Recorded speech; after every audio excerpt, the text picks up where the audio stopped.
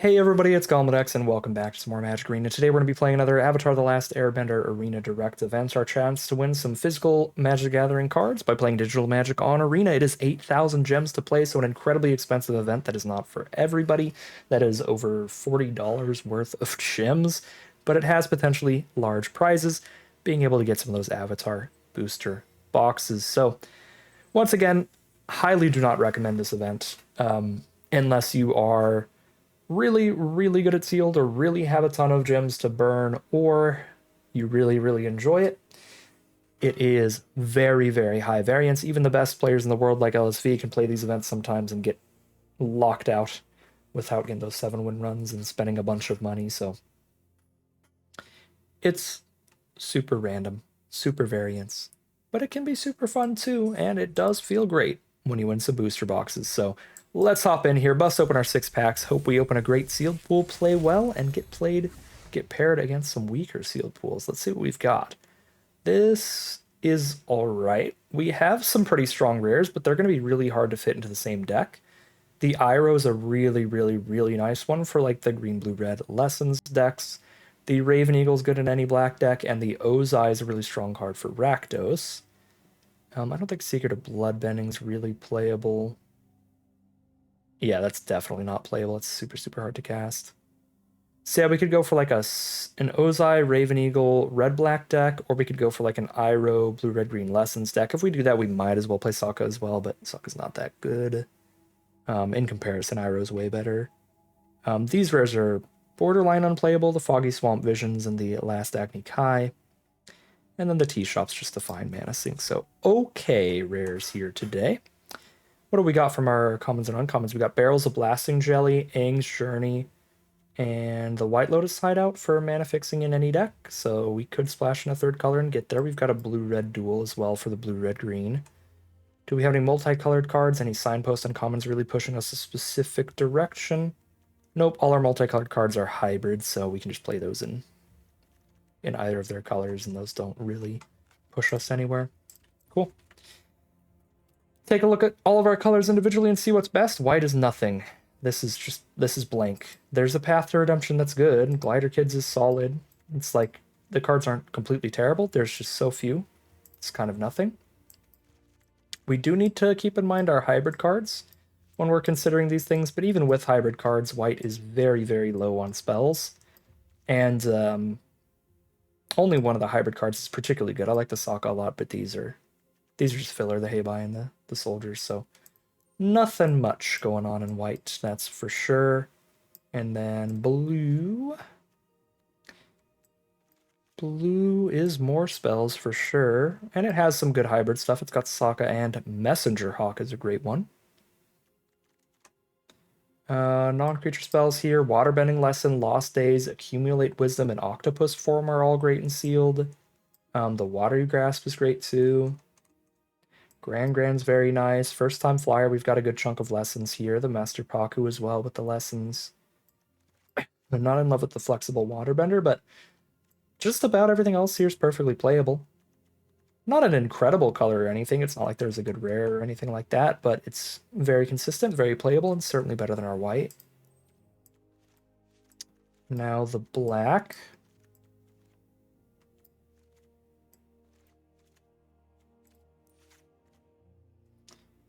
Black. We do have some unplayable stuff like the Swamp Visions, the Air Temple. A lot of our 3-mana stuff's really mediocre too. We've got one removal spell. Well, we've got Sold Out and Swamp Snare Trap. Swamp Snare Trap's pretty mediocre, but Sold Out's great removal. Any really good creatures? There's a lot of filler creatures here. The Raven Eagle is the really good card pulling us into the color. Messenger Hawk's solid. Black's probably on par for the blue, not because the average card in black is particularly high card quality, but because Raven Eagle is so good. And there are plenty of other like playable cards to fill the color out with to get us to playing that Raven Eagle. And there is a bit of removal. So I think the black and the blue look pretty decent here, but not exceptional. There's a lot of problems with the black. It's not the perfect black that you would want to open here. The curve's awkward. Most of these creatures are not exciting. Hog Monkey, Wolf Bat, Beetle-headed Merchants, Heibai. Even the non-creature spells, for the most part, aren't that exciting. Tundra Tanks, as always lies, Indoctrinations are fine filler, but not anything super premium outside of Raven Eagle. But that Raven Eagle could push us into the color. Now the red. There's a Professor Zay from the hybrid stuff, and that's it. We've got Boomy Bash, we got Lightning Strike. We could play the Last Agni Kai, but it's not a great removal spell, because both your creatures fight, so you have to have the bigger creature to actually use this as removal. This is honestly worse than most of the common removal spells in the set, and I'm not a fan of it. War Balloon's fine, Cunning Maneuver's fine. So the non-creature spells are perfectly fine. The creatures are okay. We could definitely play red. The big reason to do so would be to play an Ozai deck here. So if we decide that we do want to play our black and we do want to play the Raven Eagle, then I think the best way to do it is going to be the red-black Ozai deck, and I do think the red is good enough to justify that. So we could do the red-black Ozai deck, or play a little bit of red for like the green-blue Iroh deck, because I think our blue was pretty good. If our green's really good, we might go green-blue at the core, but just kind of splash in the red, play the strike, play the Boomy Bash, play the Iroh here. I do think our blue had a lot of good lessons, which makes the Iroh even better. So the question here is really going to be between the Ozai deck with Ozai and Raven Eagle, or the Iroh deck with a bunch of lessons. Let's see what our green has. It's got the shared roots for the fixing, which is good. It's got that Guru for the lessons. It's got some soldiers. It's got a ruffians. Yeah, when you add the hybrid cards in here, green's perfectly solid. Without the hybrid cards, it's looking really awkward. I don't think we actually have a lot of allies here, though, for the Harus. And if these are 2-mana 1/1s with no abilities, that is an awful stat line. There's 9 allies, but that's because all the hybrid cards are still here. Subtract 1, 2, 3 allies out of that. Well, I guess if we're green, blue, and red, we play Professor Zay. Because blue and red are both in here, so that's not that hard to cast. So I guess there is actually an okay amount of allies. We've got 1, 2, 3, 4, 5. Okay, that's 5 other allies. The Harus can't trigger each other because they're legendary. So 5 allies with Haru? Never mind, that's not very good. The blue gives us 5 more allies, so 10. Yeah, because Paku, First Time Flyer, Granny. I don't want to play the Waterbenders. So 3 more allies, so 8 allies total for double Haru. I think I would rather just not play the Haru, because then if I'm playing the blue, I still have 4 2-mana creatures, which is plenty.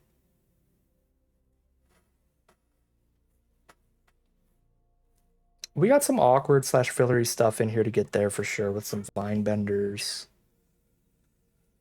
Maybe even a Turtle Duck and a Platypus Bear. But we could do some crazy Iroh things in the late game. How does the curve and like the awkward filler look when we go Rakdos? It looks... I think it looks even more awkward to me. So much at 3 mana. Cut a bunch of that. Hey, Buy's just not working well in here. 2, 3, 4, 5, 6, 7, 8, 9, 10, 11, 12, 13, 14, 15 creatures. 15, 16, 17, 18, 19, 20, 21, 22, 23. Cut 2 more non-land cards. These are basically more creatures.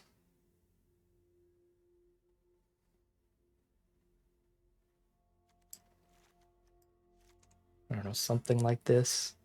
I'm not trying to make the perfect deck right now. I'm trying to see what this deck looks like in general.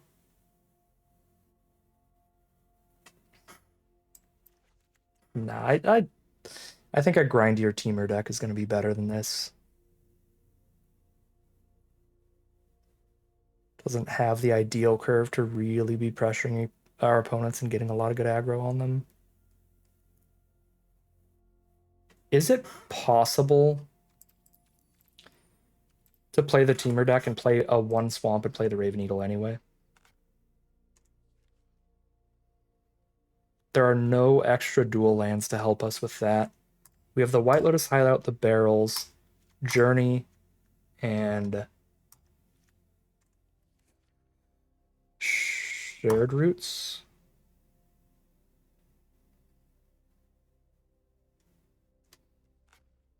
Man, I wish one of these was like blue-black or red-black or green-black.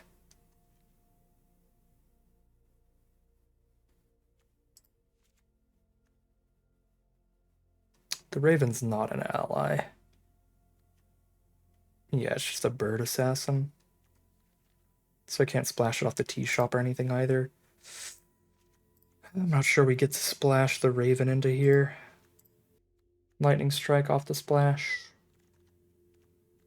Grand Octopus Form, Water Grasp, Accumulate Wisdom, First Time Flyer, Paku, Waterbending Lesson, Lost Days are the best blue spells. Check out the curve and adjust from there. 14 creatures.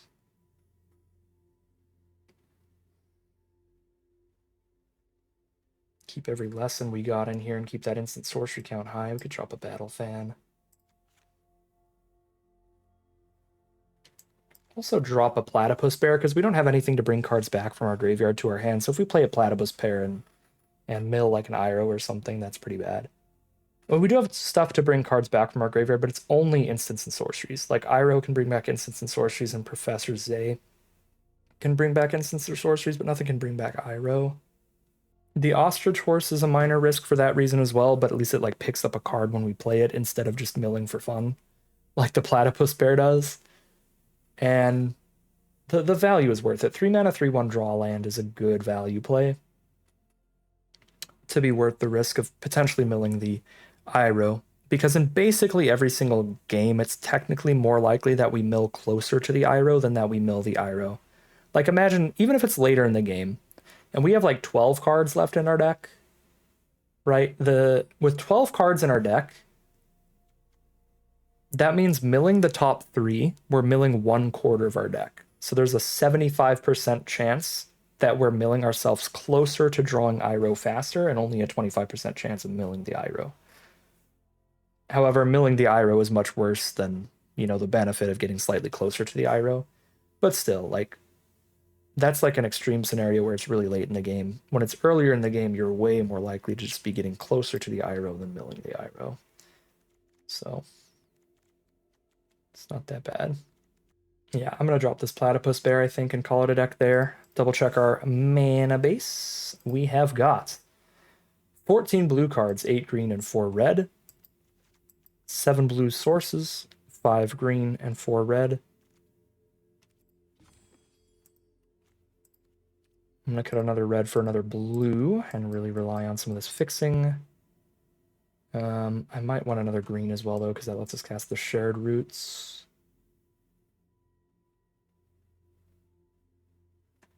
I've only got 3 cards that actually need red mana. I'm going to go down to just 1 mountain to go another green source up for Shared Roots. We will call it a deck here, hop into the gameplay, and see how far Teamer Lessons can take us. All right, here we are on the play for game number 1. We've got Watery Grasp on their first threat, Accumulate Wisdom to set up the draws. If we want to, we could play Zay first, though, and wait. Could attack with Zay and Sokka to draw a card. Just attacking with an 0/3 just so I'm attacking with 2 creatures to trigger the ability. It's really funny to me, but it is an option. I could use Zay to discard like Lost Days and draw a card here and start putting Lessons in my grave for Accumulate Wisdom, especially when it's a 5 mana card I can't afford. And I actually kind of like the barrels because I don't have red mana yet. That sounds cool to me. Waterbending Lesson? That is a lesson I could actually afford. Alright, I'm going to attack with Zay to draw a card instead of discarding and drawing. That's really funny. I enjoy that. Thanks, Professor Zay. Very cool.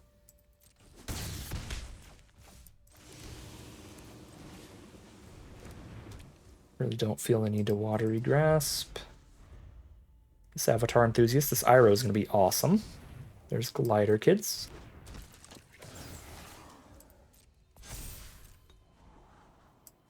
I'm going to be a greedy man on this Accumulate Wisdom, or am I just going to dig deeper towards hitting my lands?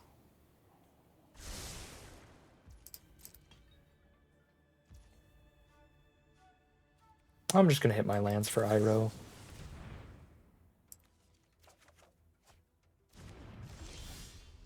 First time flyers the draw.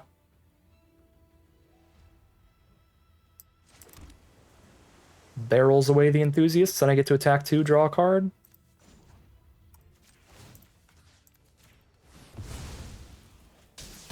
No damage here, but just value.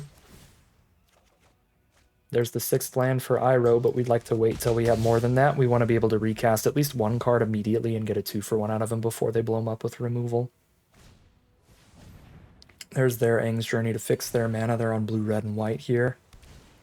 Treetop Freedom Fighters for a bunch of creatures onto their board. Okay.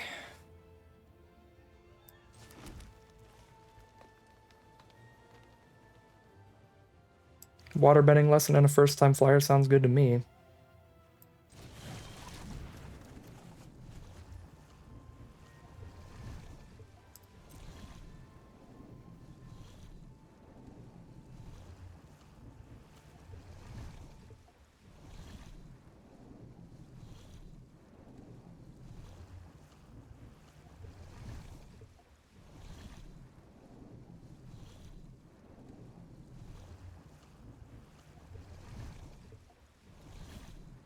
I'll discard an extra land here.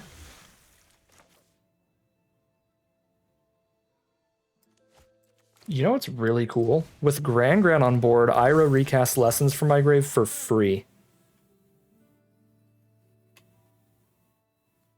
Theoretically.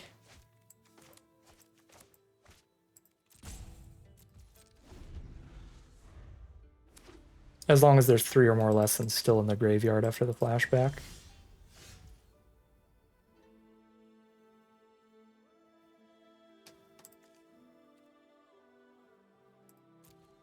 One mana Lost Days and start getting it in the sky. I really want to just hold off on this Iroh and just play a bunch of stuff in one turn. If I wait till 8 mana, I can play 2 things at once. Minimum.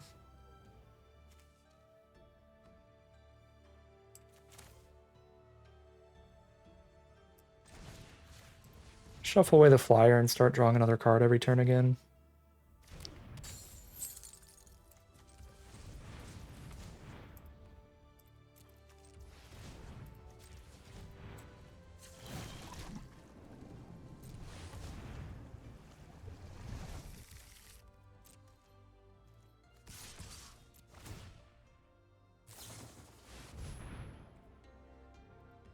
That's frustrating. That's a really good rare against card draw. Every time we draw a card, they draw 2. It's got Ward 4 is insane, and it eats the Sokka. Incredible rare there.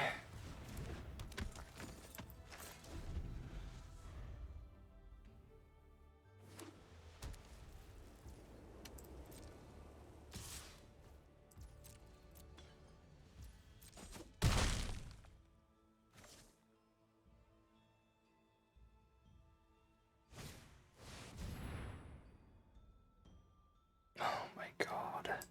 Just get a second copy of it.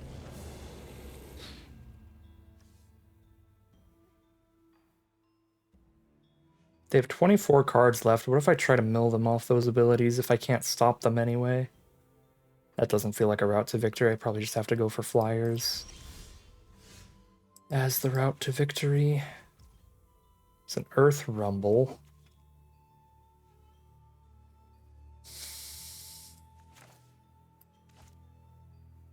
But I need a 5/5 toughness card to rumble in Unagi.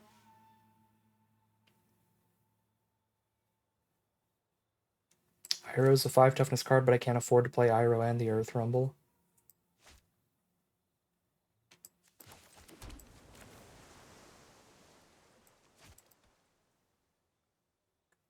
Double Unagi is absolutely gnarly here.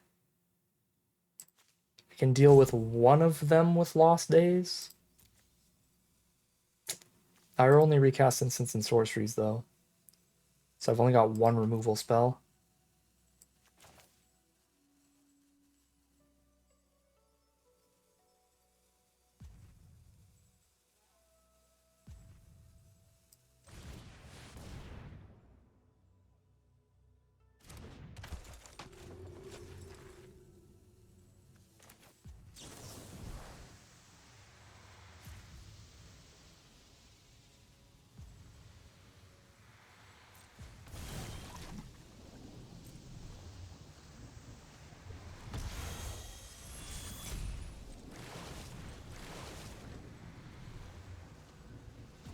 I tap Grand, they draw 4 cards.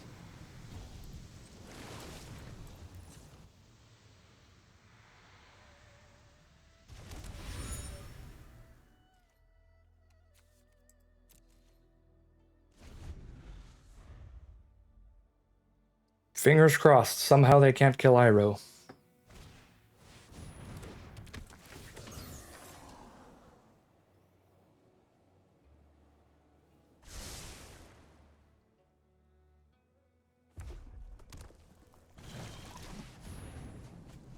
Okay. They haven't killed Iroh yet.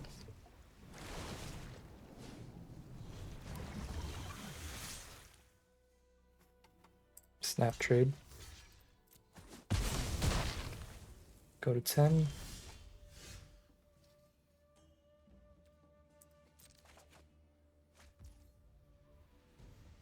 You can firebend this lightning strike.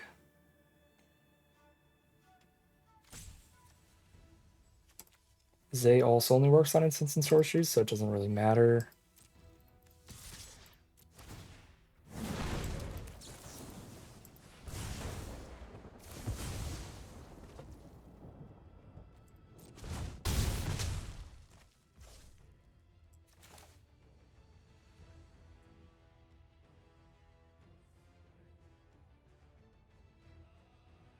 I think we're racing at this point.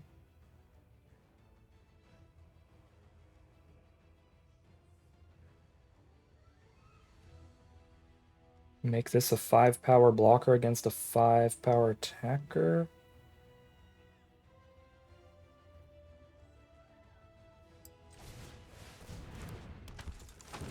I can accumulate wisdom and still do that. I can waterbending lesson and still do that, but they do draw 2. I draw 3 though. I draw 3, they draw 2.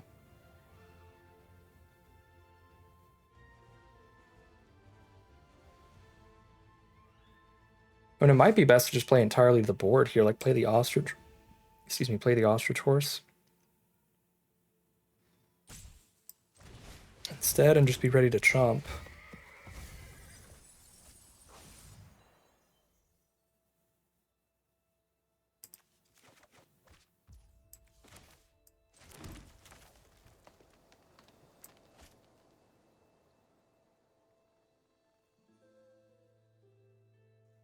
I guess since I drew the land, I can do the Vinebender thing still again. We can do the Vinebender thing, or we can draw a bunch of cards. Have them draw a little bit of cards. I could lightning strike their face. I could strike their 1/1.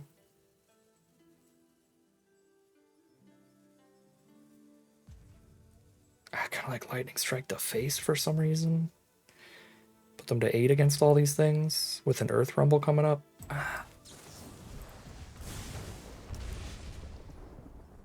Here we are. Pretty vibes-based turn. I don't know if that was right. Bounce the Swamp Bender.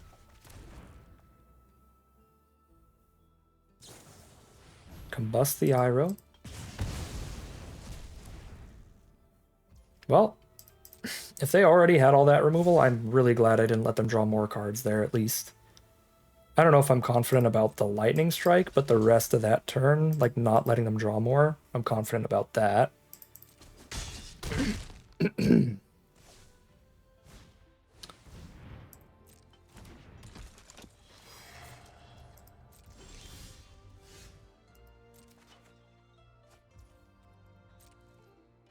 Oops, I clicked too fast.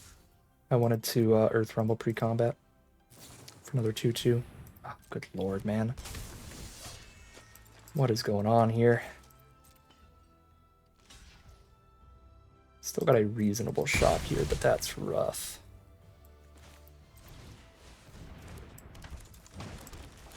Alright, we punted with one, we used the thingy.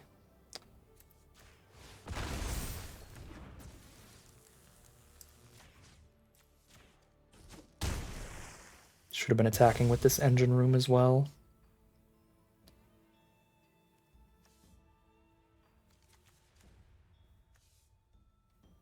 One, two, three, four, five. Yeah, I can't afford to do the Vinebender thing right now.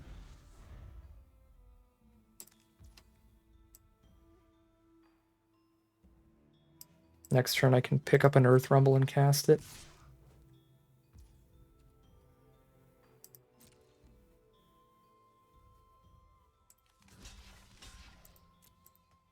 They can't block Vinebender.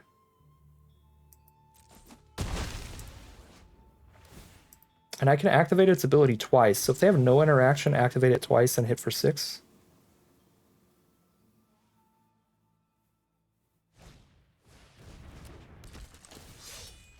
Discard 1, draw 1.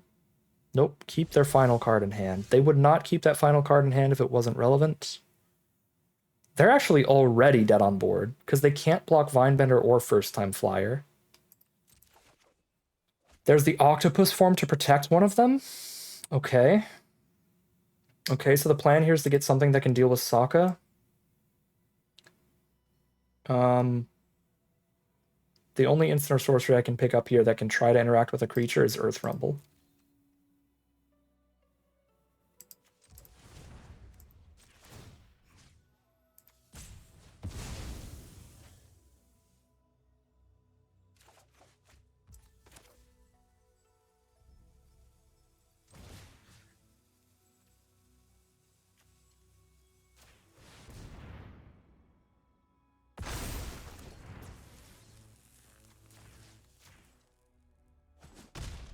Okay. What is your last card in hand? Please tell me it doesn't gain you life.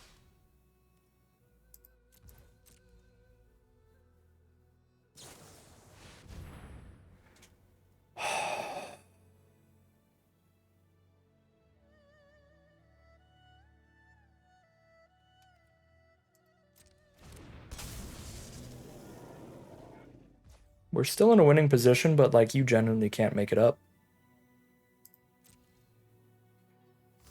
That's insane.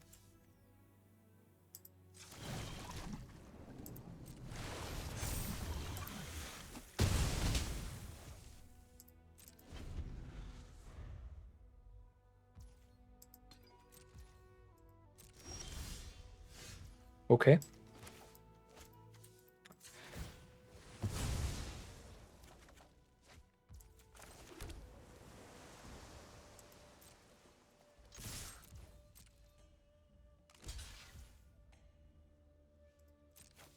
I'd rather save the Octopus form for the Flyer. Start making 1/1s.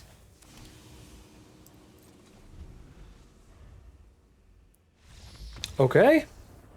That was wild. Triple Unagi. Technically, there were only 2 of them, but they copied one for the second one. We had to just get some beef and try to outrace. We were really lucky they couldn't deal with Iroh as long as they could. That was such a weird game. So many fishies. So many big old eels. You know what? Unagi is delicious, so if I get to play against an Unagi and win, then I'm happy, because I get to cook me up some good dinner. Alright, here we are on the play for game number 2. 1-0 right now with a turn 1 Grand to set up our draws. Forest from our opponent. Hello. First Time Flyer is a really good draw, especially if I top deck like a 5-mana lesson to discard here. No, it's just a land. That's okay. We don't need the First Time Flyer to be bigger until next turn anyway. We'll just draw the lesson to discard now. Double Forest, mono green start for our opponent. Do they have the 2-mana 2/2? Nope, they Forest Cycle and Granny gets to get in again. Earth Rumble, 4-mana card. Lesson? No, it's more mana. 3, 4, 5. I do need all these lands to get to the Iroh. But I kind of want to just keep these 4-mana cards and make it to 4 mana. That's already good.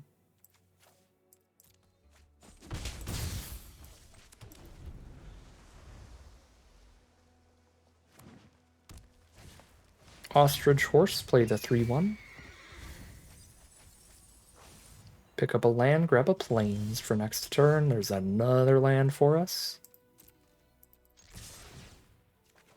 Draw, discard. White Lotus Hideout can filter for the red mana for the Iroh. So that makes Iroh a 7-mana play, but still.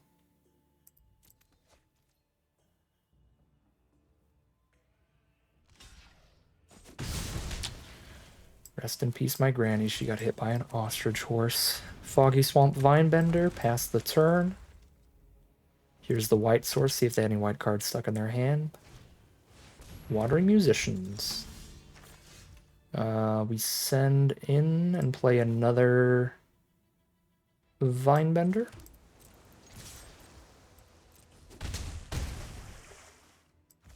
Because the Musicians can't even block it. I forgot the Musicians couldn't even block it, and the reason I was saying we were so safe to attack there is we could at instant speed put a +1/+1 counter on the Vinebender if they did block. But I forgot they didn't even have that option in the first place. So our board's completely unblockable right now, and they're at 11. We are doing great. Ooh, that is any color for allies, which means we just cast an Iroh here. Iroh doesn't really do anything, but Iroh's a 5/5, and they're at 6 life, and that's important. We're just casting Iroh as a copy of like that 5/7 fish or something. Genuinely, the 5/7 fish would be scarier than Iroh right now. There's Momo. Momo can't block either. That's 6 unblockable power. They're dead. They're just dead to Vinebender's ability. Wow. Have I been undervaluing Vinebender? That little ability has been coming in clutch now. They don't gain any life of anything. Yeah, there's no lifelink or anything, so I can just send in the team and use some firebending mana on the Vinebender. Make it 6 damage. I mean, I guess Momo blocks the flyer, so they're not dead. They're basically dead. Oh, I missed lethal. If I only attacked with Vinebender, that would have been lethal. Or if I used Earth Rumble. That was dumb of me. If we lose to a board wipe, that's on me, but that's kind of the only way we can lose here, so we're probably fine, right? We're probably fine. 2 to the top! You don't scry to the top unless you can actually survive this turn. That is not good.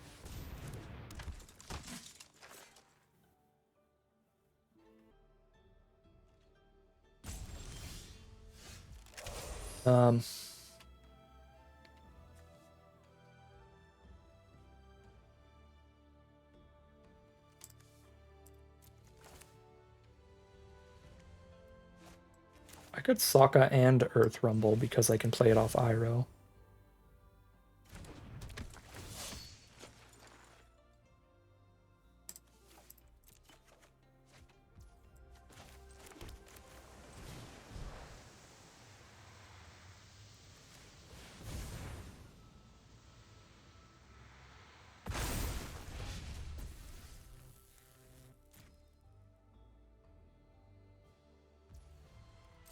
What is about to happen here?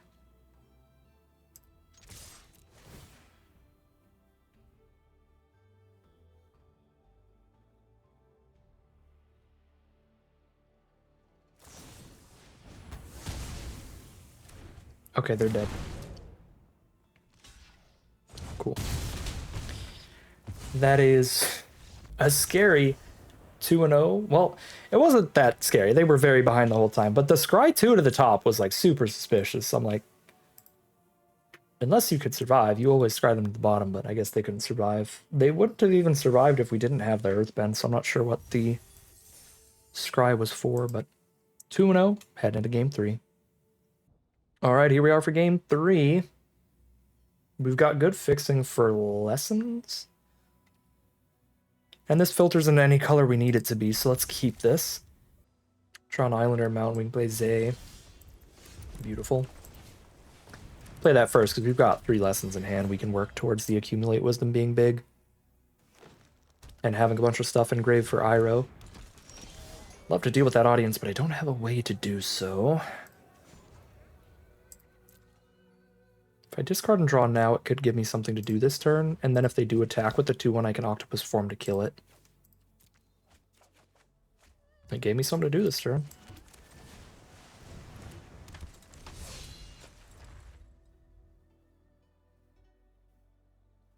We draw into Sokka. We could start attacking with a 0/3 again for value. I love attacking for 0, there's no greater feeling. It's so funny. They double block Sokka and we trade an octopus form into one of those. They double block Professor Zay, we trade an octopus form into one of those, but Zay dies. So that's not the greatest.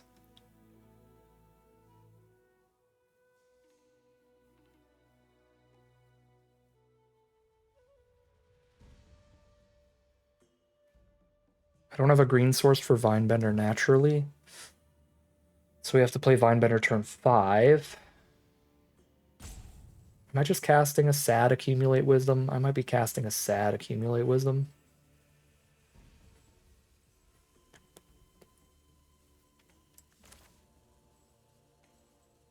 I think so. Still no other green source. Guarantee the land for Vinebender next turn, though. None of these I can really play this turn anyway.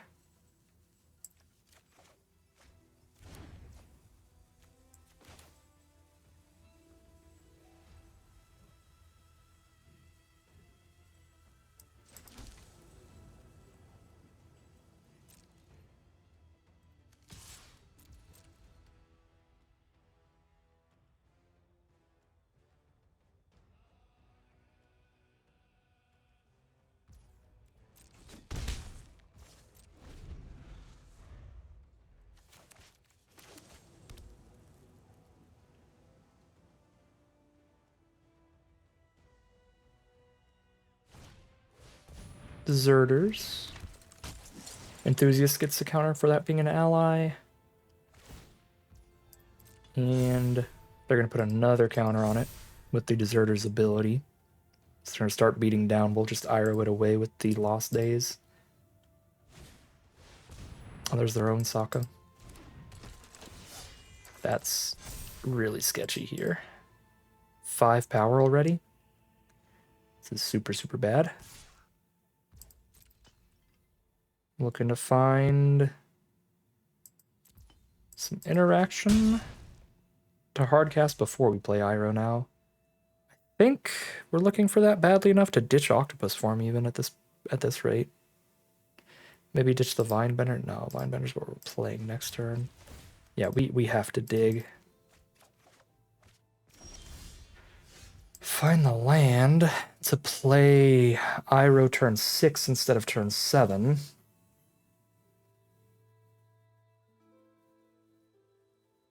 Play Vinebender or Flyer, but I can only play one of the two.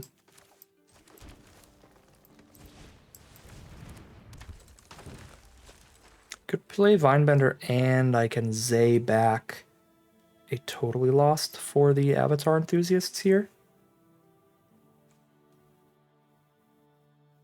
Play that next turn.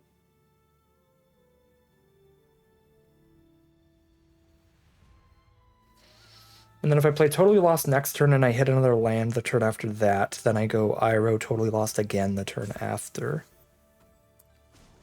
I think I should try to set that up. It's not Totally Lost, it's Lost Days. They're different cards. Different, but similar.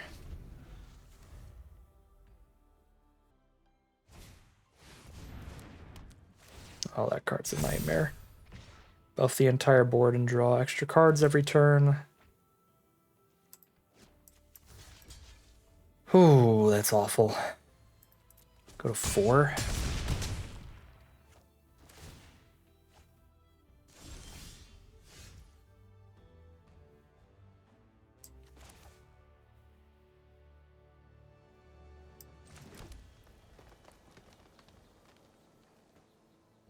Lost Days, land Lost Days next turn. Like Lost Days now, next turn Iroh Lost Days is our only hope.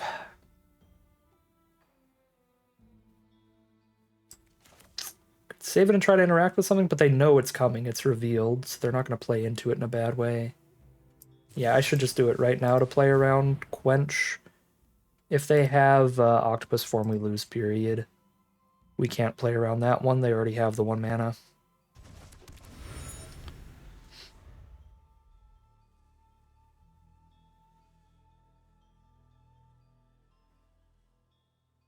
It's like on board we have a 4/3 for the 2/4 and a 2/4 for the 2/1. We only take 1 damage, but they've got a lot of cards to choose from because they have not been drawing lands, so it's like 6 spells over there. At least 5.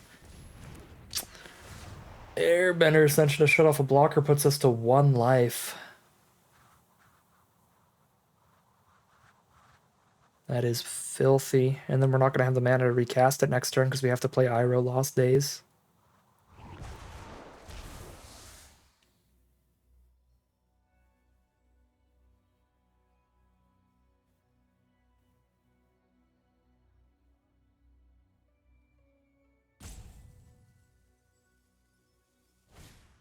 Wall top sentries, reach Death Toucher. Another threat here means we're dead no matter what. I play 1 blocker and 1 removal spell. And then die. Yeah, either way I play it. If they attack with both creatures, then either way they play it, I'm dead next turn. If they don't attack, we could survive if they have like literally nothing in hand. Okay, they didn't attack. There's the tiniest chance in the universe. Because now I have 2 blockers up against 3 creatures. I block 2 of them and get hit by a 1/1.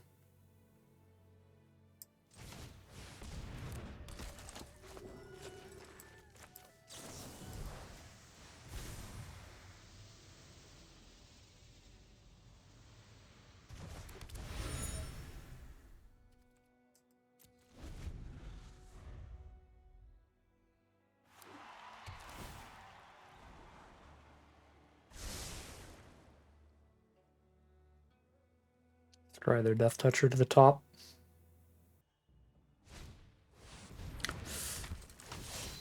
Katara is one of the best rares in the entire set. Katara is basically unbeatable.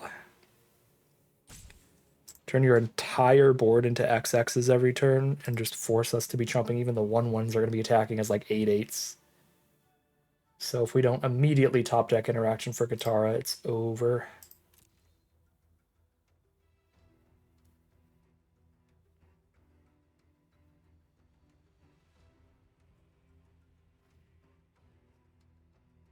Accumulate Wisdom digs us the deepest.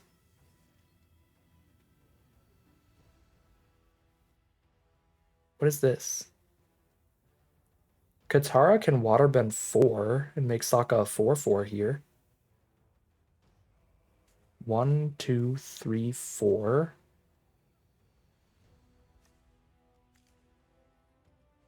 It's base power XX, so a 4/4 versus a 5/5.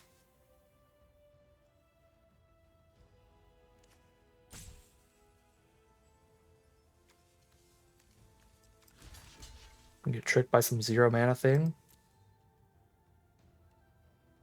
Or am I not seeing some artifact they have or something?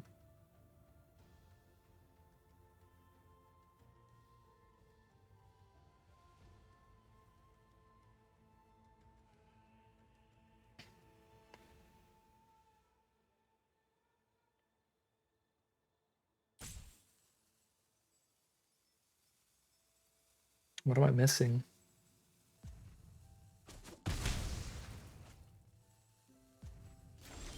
Okay, I'm not missing anything. There's Watery Grasp on Katara. Absolutely huge.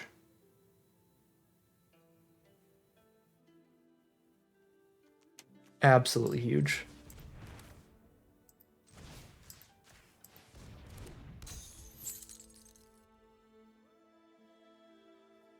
One, 2. I need 3 other permanents. 3.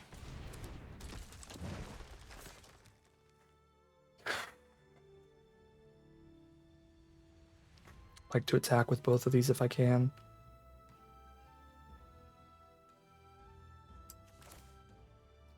One, 2, 3, 4, 5. Tap the 2 clues. Tap the flyer. No, I'm not. I'm just not gonna crack a clue this turn. It's so much safer to just use firebending mana on the water thingy.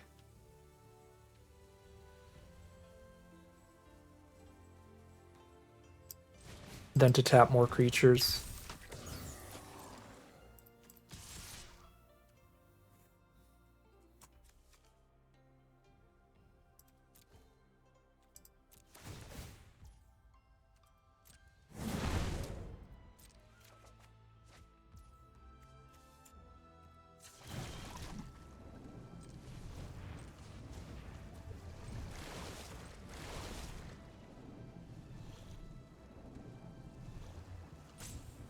I could have 2 creatures up on blocks and still crack 1 clue.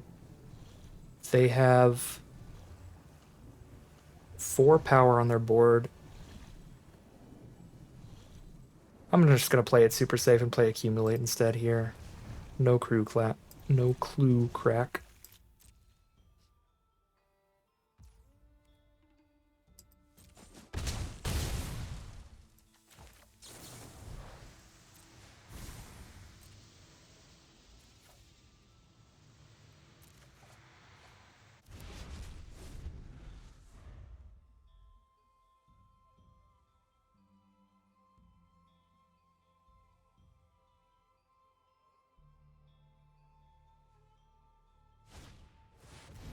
Kokoda's a scary one for sure. And that's the full Airbender Ascension. They can keep flickering Deserters to get more +1/+1 counters.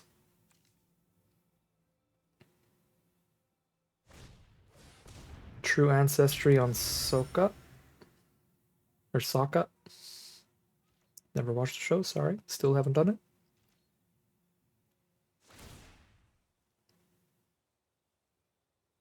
Flicker Deserters.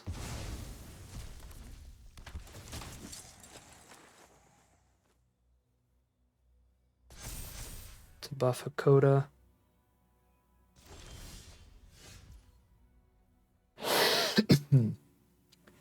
Pyro can be a 6/6 thanks to Octopus form.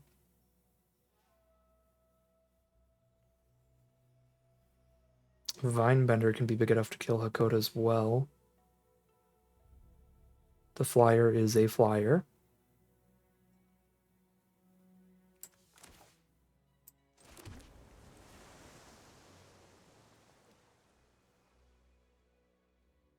I want to attack with 2 creatures to draw a card, but I still want to have blockers up.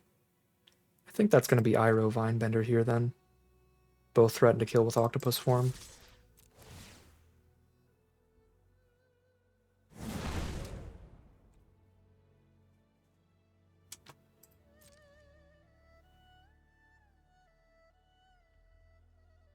I mean, they have to block or they're dead. So they have to at least trump Iroh. Next to damage, no blocks?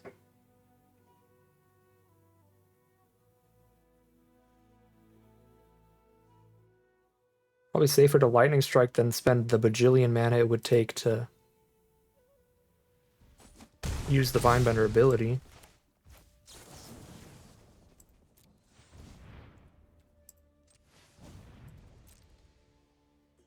And I can double Lightning Strike too, thanks to Iroh's ability.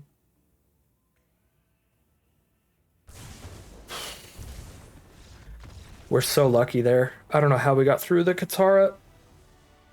I mean, well, I do know we drew the Watery Grasp immediately after. We just kind of had the heart of the cards that game, really.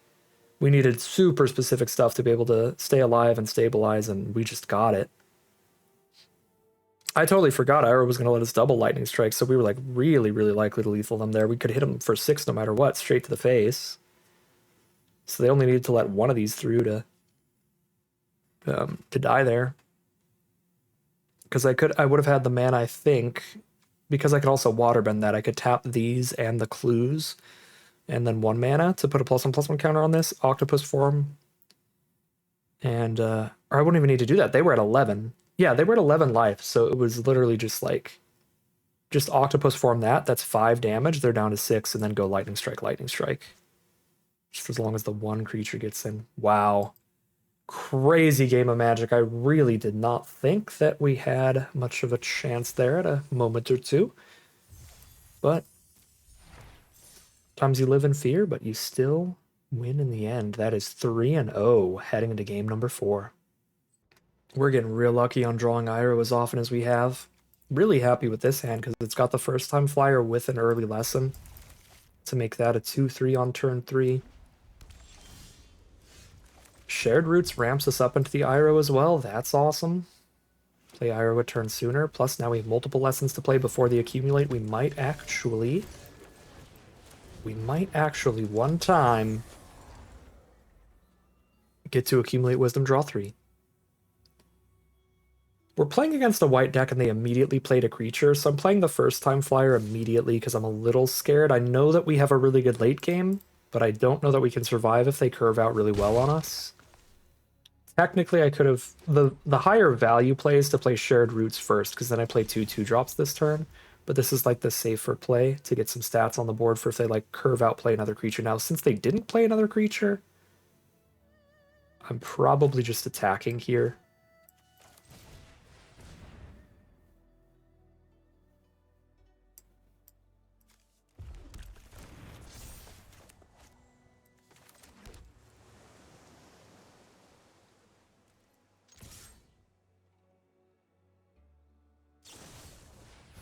Razor Rings is super chill.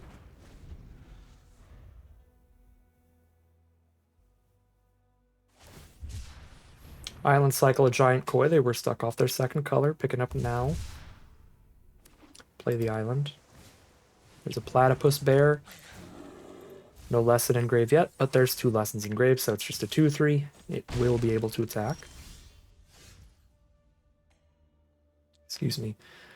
All of our draws are lands, sadly, which means we're about to have to do another accumulate. Without drawing 3. It's sad every time. We'll grab a waterbending lesson to go with Iroh. That'll be really good. I mean, I could play a Gran here and have the trade for Poxbearers. That's not bad either. I'm gonna grab the waterbending lesson.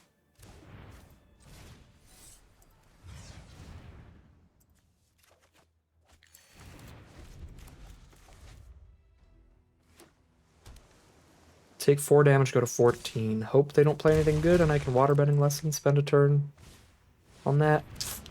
I take 8 if I take this turn off. Thank God we drew a lightning strike because now I can definitely take this turn off. To set up the Iroh. Make sure that I'm immediately casting something the turn I play Iroh. Land Paku. I will decline that. Easily just discard a land here.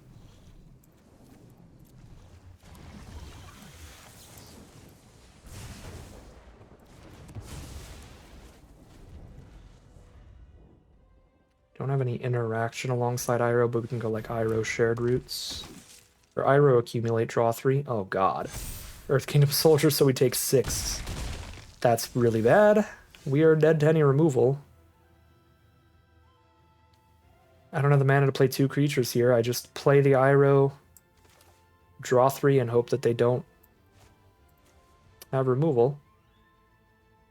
I could play the Iroh and Aang's Journey to gain 2, so I'm at 10. So if they do have removal, I survive at 1 life. But surviving at 1 life, I don't think there's anything I can draw to survive from that point on anyway. So we're functionally losing the game to removal either way. So I should probably set up to have a better turn if they don't have the removal, right? So if I'm just setting up to be at 10, get that killed, go to 1. I'm now on all lands and 1 Paku in hand. I don't think there's any draw that survives at 1 life there anyway. But I can really flip the game really quickly. If I draw 3 right now, I think. And Iroh sticks around.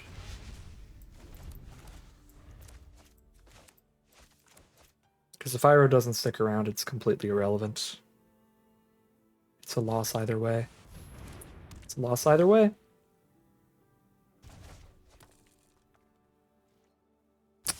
Dang.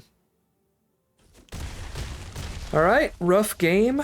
Just could not draw any cheap interaction fast enough and kind of just got curved a little bit. We had a big gap before we could play the Iroh and actually get blocking. Yeah, a little too slow. Sad day. 3-1 it is, heading to game number 5. Here we are on the play for game 5. This is a pretty sweet hand.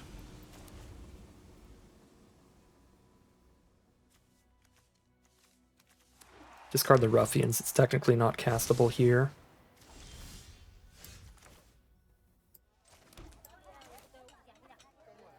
Earth Rumble isn't castable either, but we can cast Vinebender because it's an ally.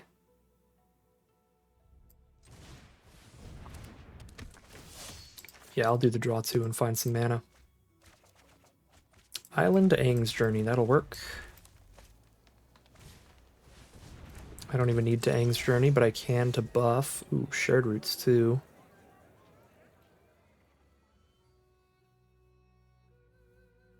I don't mind trading off another Mana Dork. I think it's crazy to do so.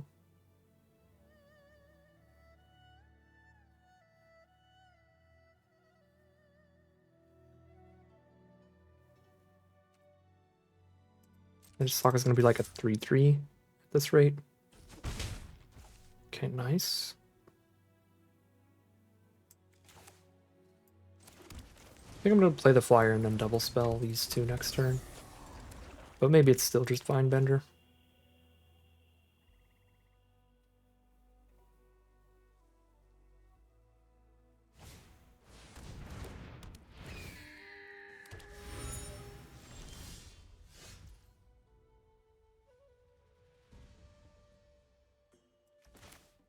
No, I'm gonna double spell so that we get attacks here with both our creatures. Thin these lands out of the deck.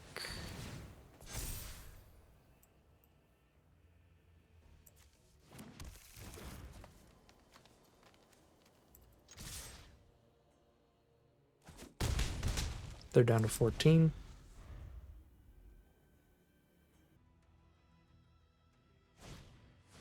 They play their own Aang's Journey to see what their splash color is. It is another swamp, so they have a double black card in hand, I guess.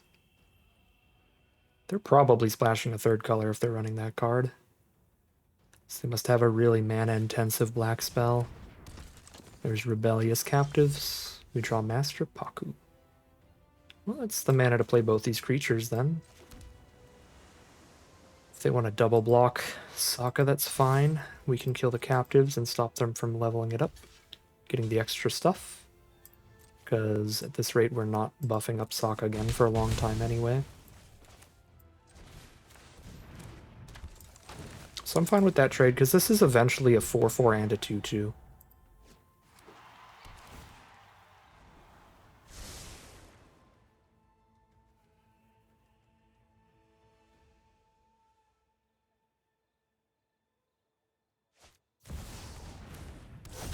Well, that is an incredible rare, and that explains their need for another black source.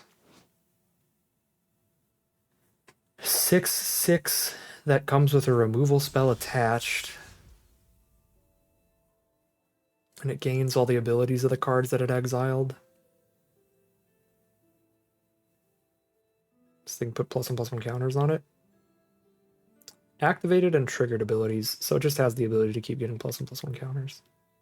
But still, that's gnarly. 6 mana, 6/6 plus kill my best threat.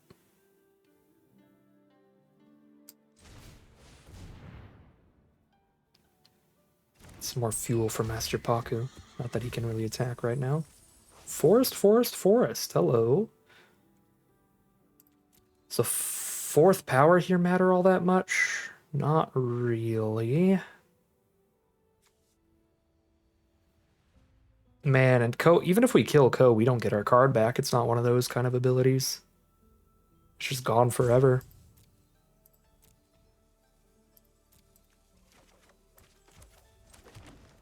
I think I should pick up the land then.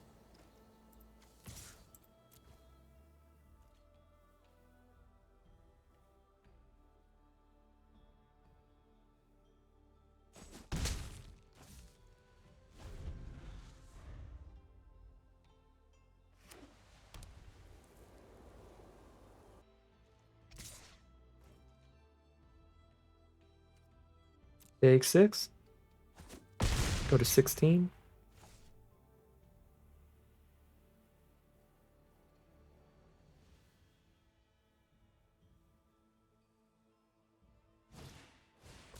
Path to Redemption.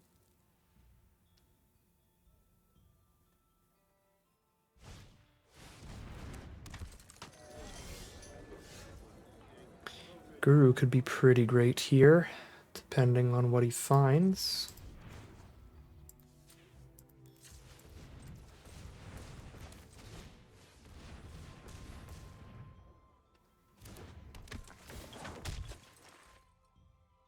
Absolutely nothing. That's a shame.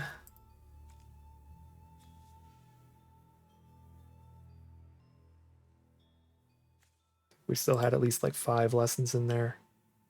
About 1 in every 4 cards. We looked 5 cards deep. I guess it's not that likely for us to hit.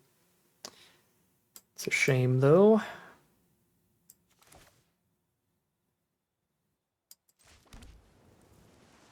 Rather play this land to get closer to casting something and sacrificing the room in the same turn than try to bluff that I have something in hand. Don't think it really matters, though. They have a lot of stats out now. They can attack with 2 6-power creatures. There's the Tolls of War to give them another 1/1 every turn, and they can keep sacking the 1/1 to the Beetle-Headed Merchants. Beetle-Headed Merchants plus Tolls of War is a combo where they attack, sack the 1/1, draw the card, and then the end step they get a new 1/1. Next turn, sack the new 1/1, draw a card, end step get a 1/1. It goes on from there.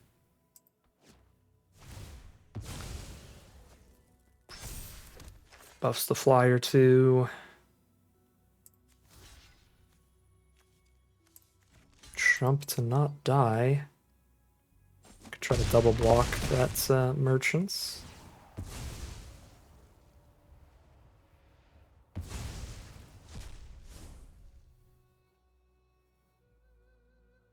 Then I'm down to just a 1/3 against all this. Still at 7. Maybe it was better to try to kill there. But then I have a 1/3 at 7 life against all these creatures, and I still just die unless I draw perfects. Would Watery Grasp do it here? Shut off 1. Double block the other. No, because the clue token makes it 3 damage in the sky, so that's I'm down to 4 minimum. So 4 life with 2 blockers would be block there, take 1, 2, 3, go to 1.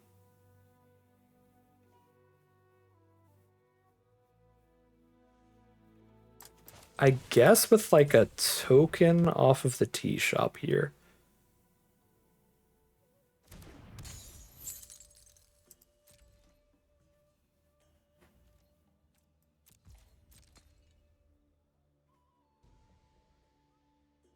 It's like maybe if I took that trade there instead, I still have the 1/3. Then they attack all, I make a 1/1, I chump with the 1/1 there, I put the 1/3 on a 2/3 or a 2/1, and I take like 3 damage, I'm at 4. I don't take 3 damage, I take 6 damage, I'm at 1. Because I take 3 from Hawk and then 2 from there, 1 from there. You know, even there. No, I get the 1/1 token too, though. So instead of 1, I'm at 3? And then I die to Messenger Hawk the turn after this? Oh my god, they had an Ang on top of everything anyway?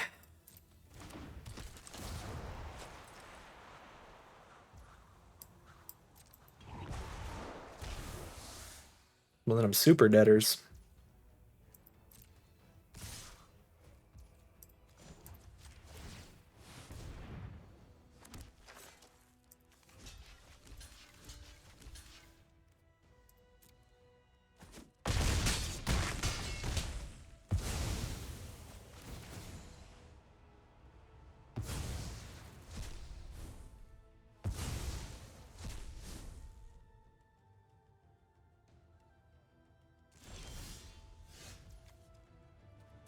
Well, they hit 6 lands and just stopped. It's all gas now. Even with all the glue cracking.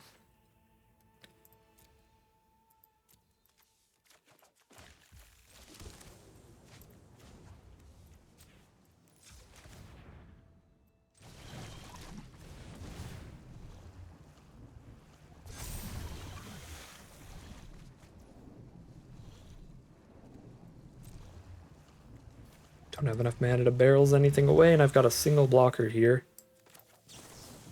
I finally get to draw 3 off Accumulate Wisdom. Only in the losing games do I get to draw 3 off Accumulate Wisdom. Sad. 2 blockers is not enough here.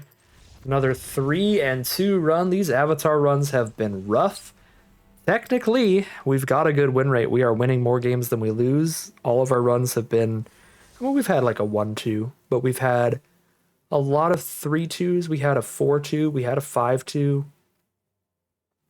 So Technically, we've got a good win rate. We're doing well, but not well enough. Just getting locked out like a win before a box or a couple wins before a box. We just get to a positive win rate and it just all collapses, unfortunately. And we're getting real close to the end here. I believe this is the sixth run, so we've only got one final chance to try to win those boxes, I suppose. Once again, I think this is probably the best deck to make of the sealed pool. We took a look at Rakdos, we took a look at this. I really liked how this one played out for us. We got lucky and drew Iroh a lot, which helped. It was maybe a little bit slow. That is how we lost that first game. The second one, though, they just had really good bombs, and that is going to happen in sealed. The co locking us out of that game. Yeah, fan of the deck. It's just not quite good enough to take us there. Just get a little bit of our prizes back, and we will have to hop back in tomorrow for our very last run and really cross our fingers that we win the box there. But as for now, that is going to end today's video. As always, I'd like to thank my patrons and YouTube members for their support, as well as you for watching the video. If you enjoyed it and are interested in seeing some more, you can always like, comment, and subscribe to tell the YouTube algorithm to send you some more in the recommended feed. And if you'd like to support the channel directly, you can check out the Patreon link in the description below. But other than that, as always, thank you very much for watching, and I'll see you again soon for some more Magic Arena.